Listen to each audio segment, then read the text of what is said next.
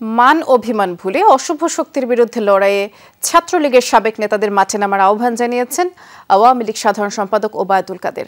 সকালে বঙ্গবন্ধু অ্যাভিনিউয়ে দলীয় কার্যালয়ে সাবেক ছাত্রলীগ নেতাদের সাথে আয়োজিত বৈঠকে তিনি বললেন, ৭৫-এর ঘাতকদের উত্তরসূরিরা আবারও জঙ্গিবাদী রাজনীতি প্রবর্তন করেছে। এই মুহূর্তে ঐক্যবদ্ধভাবে শেখ হাসিনার হাতকে শক্তিশালী করা ছাড়া বিকল্প নেই। সিলন ফ্যামিলি ব্লেন্ডের কড়া লিকার আর সতেজ স্বাদের পারফেক্ট ব্লেন্ডে স্বপ্নেরা মেলুক টানা। বৈঠক শুরুর আগেই একে একে আসতে শুরু করেন সাবেক ছাত্রলীগ নেতারা। শুরুতেই বক্তব্য রাখেন আওয়ামী লীগ সাধারণ সম্পাদক ওবায়দুল কাদের। বলেন, ৭৫-এর ঘাতকদের উত্তরসূরিরা আবারও সক্রিয় হয়ে উঠেছে। বেছে বেছে শেখ হাসিনার অর্জনের উপর হামলা চালানো হয়েছে। সাম্প্রদায়িক রাজনীতি, জঙ্গিবাদী রাজনীতির প্রবর্তন করেছিল, তার ব্যাকগ্রাউন্ড আমাদের জানতে হবে।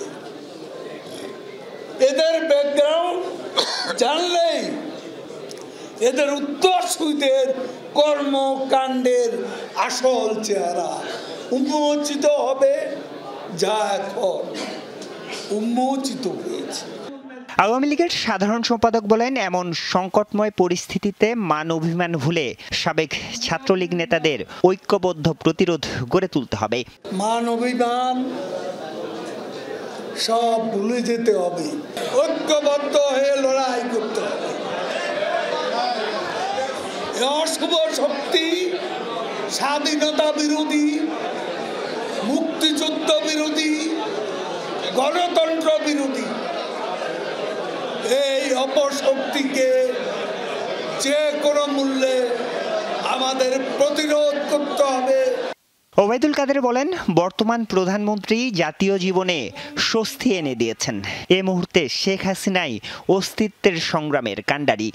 এই স্বস্তির ধারাকে অব্যাহত রাখার জন্য আমরা নেত্রীর সঙ্গে আছি, তার সঙ্গে থাকবো।